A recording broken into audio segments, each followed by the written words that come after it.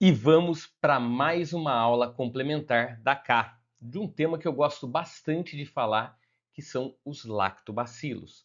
O que é lactobacilo? O que é prebiótico, probiótico, pós-biótico? Essa é realmente uma dúvida que a maioria dos veterinários e até farmacêuticos muitas vezes tem. Então, o objetivo dessa aula é que, ao final dela, você esteja apto a entender em cada processo cada um deles vão. E se tiver algumas dúvidas, nunca se esqueça, você pode deixar aqui e a gente responde sempre, tá ok? Vou começar mostrando essa tela aqui, que a Ká já mostrou também, que é a respeito da terminologia. O que é cada um deles? Então, vou passar novamente, de maneira rápida, cada ponto deles. Primeiro, o probiótico. O probiótico é a célula viva, é o que faz o repovoamento dessa flora.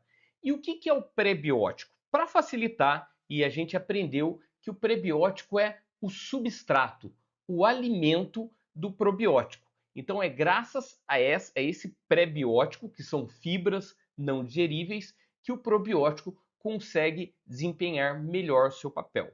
O prebiótico ele tem funções isoladas também, como reparo de mucosa, melhora de é, imunidade, melhora também de processos inflamatórios e a beta-glucana, por exemplo, tem um efeito até antimicrobiano. Mas para facilitar, a gente vai entender exatamente o passo de cada um. E o que é o simbiótico? O simbiótico é exatamente essa associação, essa junção entre probiótico e prebiótico. O que é importante você saber é que não basta só aleatoriamente colocar elas. É preciso ver a viabilidade de cada uma delas. Então, via de regra, você sempre tem que ter um pool de lactobacilos associado com um prebiótico. A associação das duas no mesmo complexo, na mesma forma farmacêutica, como a gente vai ver alguns industrializados, ou de forma separada conjuntamente, dá o resultado do simbiótico. E o que é o pós-biótico? Para facilitar, nesse seu entendimento, o pós-biótico é o metabólico, é o resultado dessa interação. Então, são compostos ativos que se tornam necessários após a interação. Probiótico associado com prebiótico gera metabólicos, que são os pós-bióticos. Também conhecidos, e a Ká já falou, no final da aula teve uma boa explicação, de ácidos graxos de cadeia curta. Então é o propionato, o butirato, o acetato e para a prescrição principal deles é o butirato.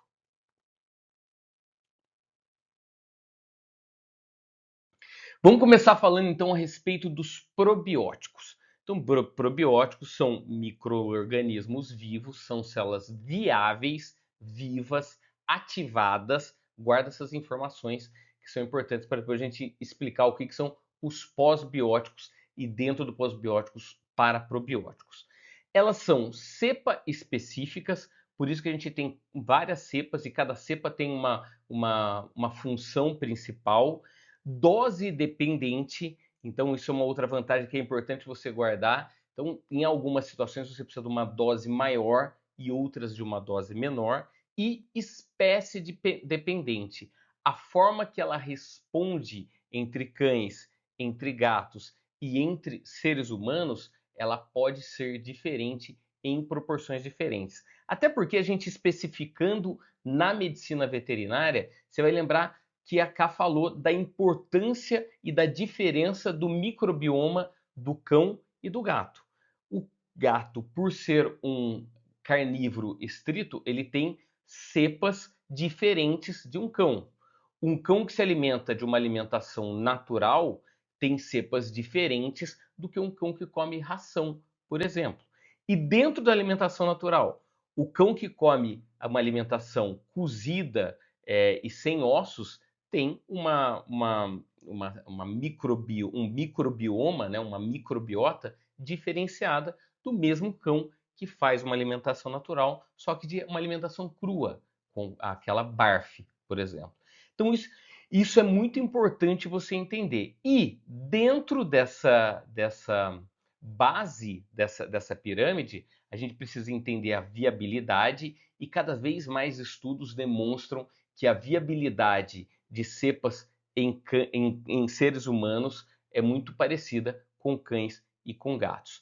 A especificidade, e assim é importante dar ênfase a ela, e o que a gente precisa também é em evidência. Infelizmente, na medicina veterinária, a gente tem poucas evidências.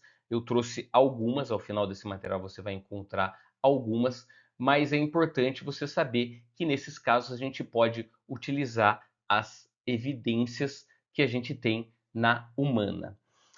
Falei de tudo aqui. Aí é uma coisa sempre para os veterinários, acredito que você saiba, que o probiótico nunca substitui uma investigação clínica. Até porque o desequilíbrio ele pode estar acontecendo baseado em alguma outra causa primária. Então, quando você trata a microbiota, você está tratando uma causa secundária, mas você precisa investigar a primária, que pode ser parasita, pode ser inflamação, pode ser uma insuficiência pancreática, pode ser até um câncer. Então, tem várias situações que isso pode acontecer. E aí, falando do prebiótico, são os substratos. Então, sempre você vai lembrar que são os alimentos dos prebióticos, dos probióticos. São fibras não digeríveis e que eles têm uma atuação de potencializar, de melhorar a resposta de um probiótico. Além disso, ele tem algumas atividades, algumas ações isolados também. Os exemplos, o mais comum que vocês já conhecem provavelmente são o FOS, o MOS e a beta-glucanon 316, que vocês conhecem como Macroguard ou Macrovet. Foi a mais disseminada. Então, esses são alguns exemplos. Tem a elunina também, tem o GOS, tem o CHOS, tem a gomacácia, que eu gosto bastante de falar também, principalmente com aqueles pacientes que têm flatulência, desconforto gastrointestinal, a gomacácia vai muito bem. E as aplicações principais são constipação, uma alteração da consistência fecal, disbioses de maneira geral, enteropatias, uma modulação na função do cólon, entre outras. O que é importante aqui é que, como são fibras fermentáveis, se o paciente está com desconforto, está com muitos gases, num primeiro momento, o ideal é evitar fazer só um outro protocolo, tá?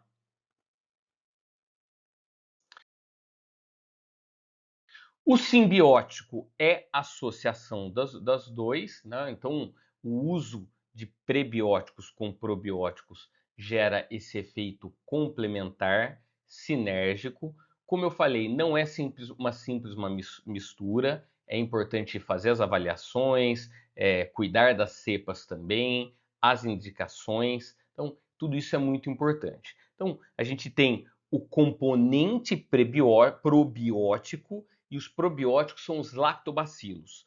Quando a gente fala de lactobacilos, a gente fala de uma cepa só. Basicamente são três cepas. São os lactos, os bifidums e os cocos. Então, probióticos são esses três. São os formatos dessas células, mas o importante é você saber, e a gente até já teve aula de como fazer essa mescla, né? Geralmente utilizar uma ou duas lactobacilos, um ou dois bifidums e pelo menos um coccus. Essa seria uma proporção ideal.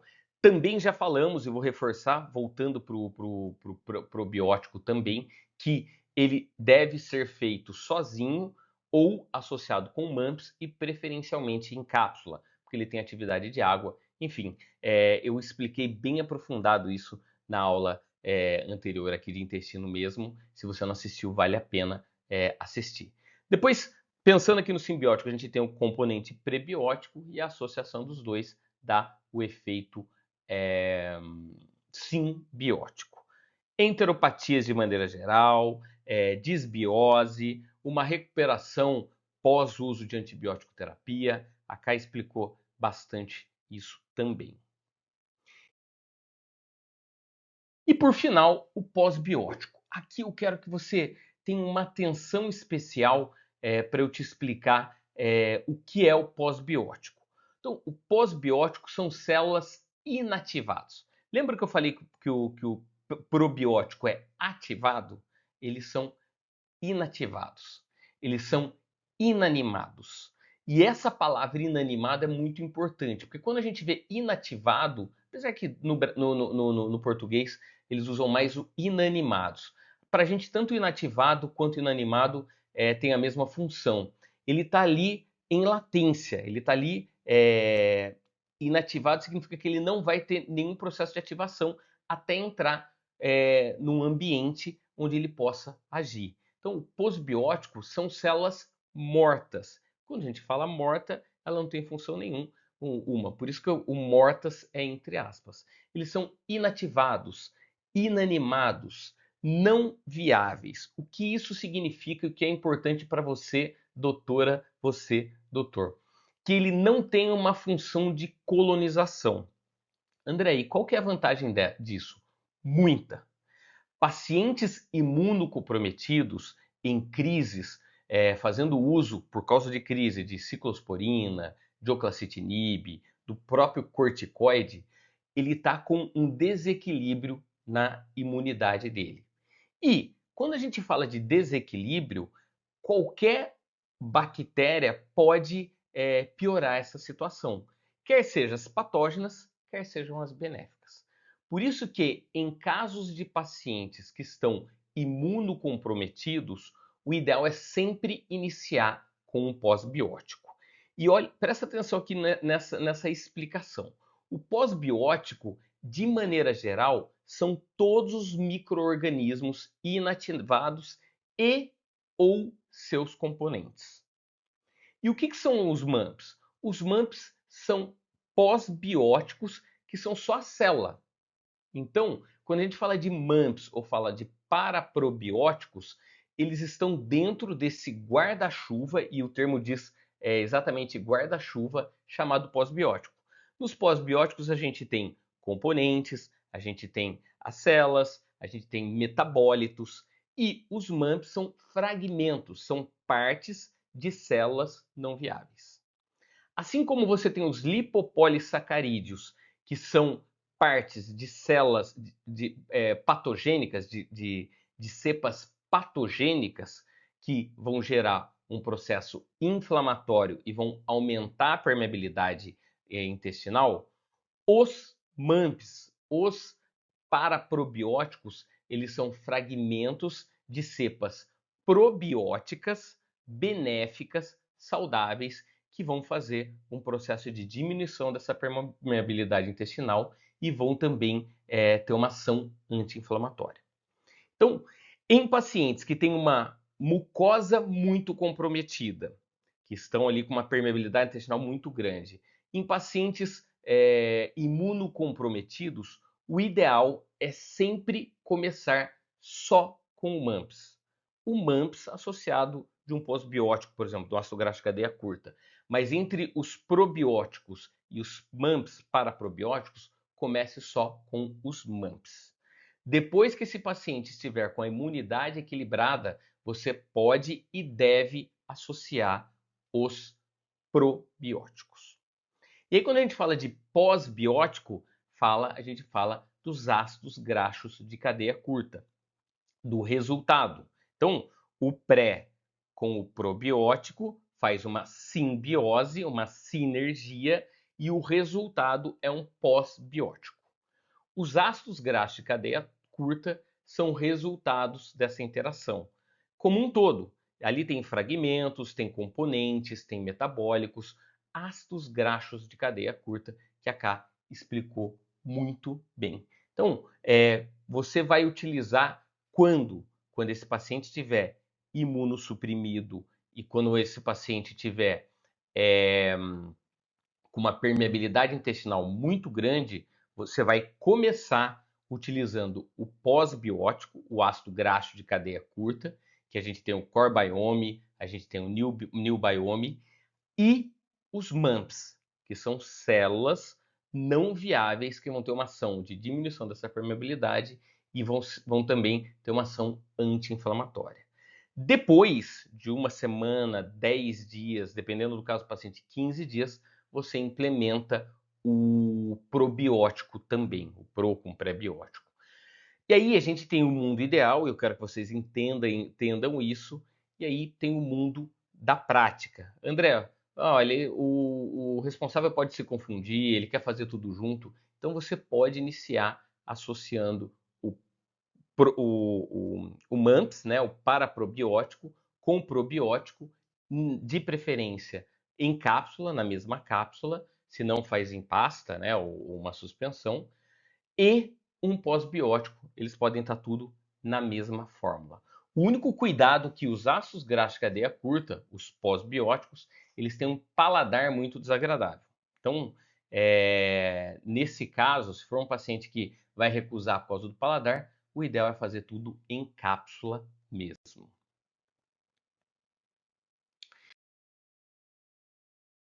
E a gente tem alguns produtos da indústria que vocês já estão habituados a utilizar, e eu trouxe alguns exemplos aqui. A gente até teve uma aula para avaliar esses produtos industrializados, peso por quilo de produto e não de paciente. Se você não assistiu essa aula também, vai lá, assiste. Aqui eu vou passar alguns produtos que são muito falados, né? O Forte Flora. Então, ele basicamente ele é um enterococcus, lembra que eu falei coccus bifidus, né? Então, ele é um enterococcus que ele tem 10 a oitava unidades formadoras de colônia. E o que isso significa? Significa 1 bilhão. E aí você pode estar se perguntando, André, como é que eu faço para saber quantos bilhões tem? E tem uma regrinha muito simples que é a seguinte, ó. Você coloca o 1, nossa senhora, como é que eu vou fazer? 10 a 10, então, você coloca o 1, considera que isso é 1, e você coloca o número que está ali na frente do 10 de zeros. Então você coloca 8 zeros. Meu Deus do céu. Espero que você entenda aí. 1, 2, 3, 4, 5, 6, 7, 8. Opa, 8. Então, esse 10 a oitava é o número 1 com 8 zeros na frente. E aí a gente vai de trás para frente, né? Que desconsidera. Deixa eu voltar. Deixa eu pôr isso aqui vermelhinho para desconsidera isso aqui que isso aqui é daqui, ó, daqui para frente, ó, daqui, ó. Você vem de 3 em 3 e põe um ponto, ó. 1, 2, 3 zeros, coloca um ponto aqui. 1, 2, 3 zeros, coloca um ponto aqui. 1, 2. 1.000 bilhão. Então significa que tem 100 milhões de ativos nesse 100 milhões de UFC nesse produto. E agora como é que eu faço para tirar essa bagunça que eu fiz aqui? Como é que faz para eu apagar? Eu vou aprender e já volto aqui. Aprendi, ó. Agora eu venho, apago tudo aqui. Então, é muito fácil. Para você saber quanto que tem e esse número está elevado, você põe o número lá, 1, 8 casas depois da vírgula, e aí você vai ver que significa 100 milhões e não 1 bilhão, como eu fiz aqui. Então, aqui no material está errado, depois eu vou acertar também. Aqui não é bilhão, fiz a conta de cabeça, ó. Aqui é 100 milhões de Enterococcus faecium. Além disso, ele tem o fígado de suíno ou de aves, o que dá uma palatabilidade para ele, uma levedura seca de cerveja, que nada mais é do que o Saccharomyces. Então, o Saccharomyces, a beta-glucana, é uma levedura, tem vitamina E, vitamina C e beta-caroteno. Se você costuma prescrever esse industrializado, sugiro que você vá lá e veja a dosagem e compare com as doses usuais, você vai perceber que tudo tem uma dosagem muito baixa, inclusive o enterococcus, que, na minha opinião, deveria ser 100 milhões por quilo. Então, um paciente de 10 quilos deveria estar tomando 1 bilhão, e aqui eu errei, depois eu vou mudar certinho no material. Depois esse aqui, que é o probiótico, que é muito utilizado também, né, por vocês aí. E deixa eu ver, uma marca-texto, uma caneta. Vamos ver se eu consigo escrever melhor com uma caneta. E aqui também é a mesma coisa, 3,33 vezes 10 a 7. A gente anda com a casa da vírgula depois, então cada 10, né? Então, ó, 3, 3. Ixi! Não vou fazer. Ficou péssimo.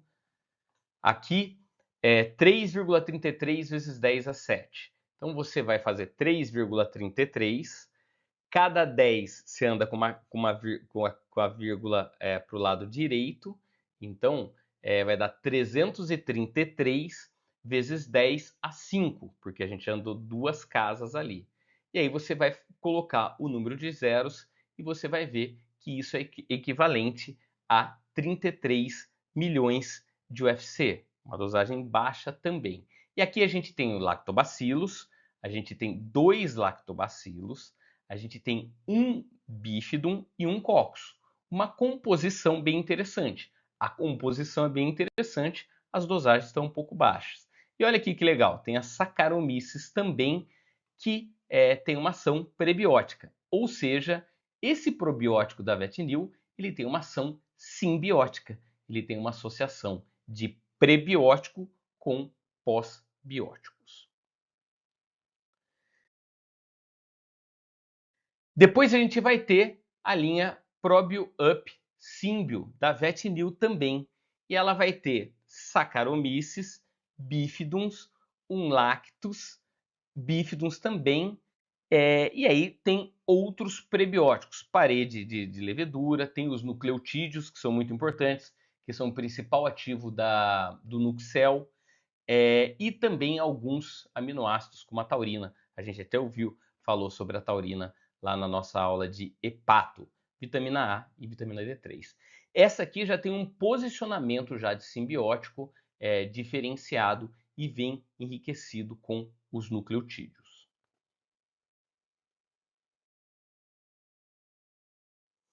E por último eu trouxe o Biocanis, que tem um lactobacillus, um bifidum e um pterococcus. Então ele tem um de cada um deles e ele fala que ele tem uma contagem mínima de 10 a sétima de unidades formadoras colônia.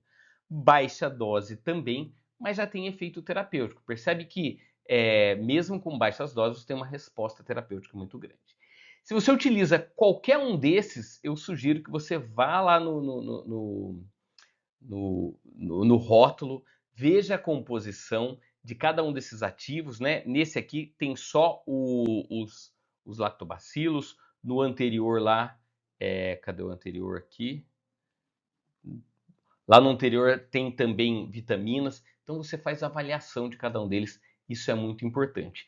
E se você trabalha com algum outro que não seja esses, a minha sugestão é que você faça análise também. E qualquer dúvida, você manda para a gente.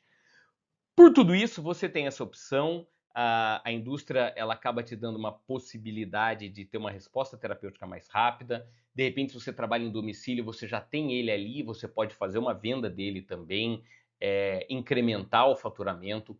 Tudo isso é válido, né? Mas você tem a possibilidade de fazer também dentro de uma farmácia de manipulação. E quais são as vantagens de fazer numa farmácia de manipulação? É que você pode personalizar essas cepas, e aí lembre-se sempre de conversar com a farmácia da sua confiança ou com as farmácias da sua confiança, quais são as cepas que eles têm, e você pode fazer personalizado não só em diversidade, né, em cepas diferenciadas, mas como em quantidade também. Você pode diversificar também a forma farmacêutica, você pode fazer uma variação por peso do paciente. Então, um paciente mais leve, né? Um pequeno porte vai tomar uma dose menor, um grande porte vai tomar uma dose maior. Então, tem todas essas vantagens dentro da farmácia de manipulação. E tem uma adicional também, que a farmácia de manipulação ela pode personalizar alguns pools de lactobacilos para você. Então, você pode conversar com a farmácia e falar, olha, eu estava querendo, eu faço muita prescrição de antibióticos, por exemplo, e eu queria um pool de lactobacilos que eu pudesse prescrever todas as vezes que eu precisar dar uma antibiótico terapia. E a farmácia vai desenvolver esse pool para você. Você prescreve como pool e aí já facilita não só na sua prescrição, mas também no resultado, porque você não vai precisar colocar cepa por cepa, você já sabe disso. Outra, olha, eu prescrevo muito oclacitinib, eu tenho muito paciente imunocomprometido, eu queria um pool de lactobacilos imune quando ele não tiver em crise. E aí a farmácia vai fazer. Olha, eu tenho muito paciente que tem atopia, e aí eu queria um pool de lactobacilos dermato. A farmácia pode fazer para você. Tá tendo muitos idosos, e eu queria um pool de lactobacilos para paciente idoso, para obesidade, para cardiopata, enfim. Essa é a vantagem, você pode criar uma série de possibilidades. Tá? E aí, para nós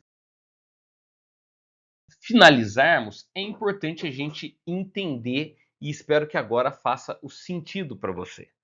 O probiótico, ele é as células vivas, são cepas vivas, e ele vai fazer um povoamento. É ele que faz a microbiota. Lembra da aula anterior da K?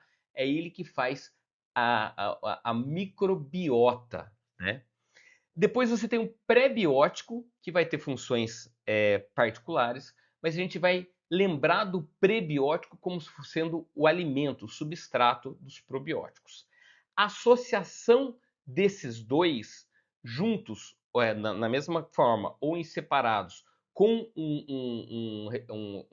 uma justificativa de potencializar, a gente chama de simbiótico, sinergia, simbiose, é a associação dos dois. E o resultado dessa junção são os pós-bióticos. Dentro dos pós-bióticos, a gente tem os ácidos graxos de cadeia curta, que é o core biome, o new biome, e a gente tem os MAMPs, que são fragmentos de cepas, que a gente já falou na aula anterior também. Com tudo isso, você pode fazer uma escolha de quando utilizar. Pacientes que estejam com uma mucosa muito comprometida, pacientes em crise, imunocomprometidos em crise, deixa de lado o probiótico e faz a prescrição de todos. Pacientes com diarreia, com gases, com estufamento, evita o prebiótico num primeiro momento e pode utilizar todos os outros. Pacientes imunossuprimidos e pacientes com uma mucosa muito comprometida, o ideal é dar uma ênfase maior nos pós-bióticos, quer seja o ácido cadeia curta, quer seja os MAMPs. Então, a partir daí, você pode fazer tudo isso. E como que você pode associar isso aos seus protocolos? Pela investigação, você já descobriu se é um parasita, se é uma inflamação, se é alguma enteropatia, se é a dieta que desbalanceou, né? Se foi alguma alimentação humanizada ou a transição de alimentação.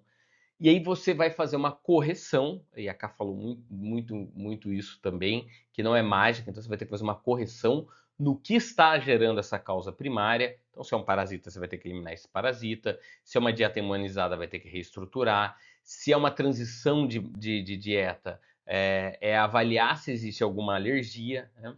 Selecionar qual desses momentos você vai fazer essa estratégia e, como sempre, monitorar. Um ponto que é muito importante você saber é que as bactérias, as células do intestino, né, os enterócitos, eles se renovam a cada 30 dias. Por isso, a cada 3 dias. Por isso a importância sempre estar avaliando e monitorando e cuidando desse intestino. O paciente estando saudável ou não. Tá? Nesse slide aqui eu trouxe para você vocês as referências bibliográficas, quais são os principais consensos, trouxe aqui também só sobre paraprobióticos dentro do guarda-chuva dos pós-bióticos, algumas referências que a gente tem na veterinária e algumas outras referências mais específicas de cada uma dessas áreas. Espero que você tenha gostado muito, espero que você tenha compreendido. Qualquer dúvida, não esquece de passar aqui e vamos seguir para as outras aulas. Até mais!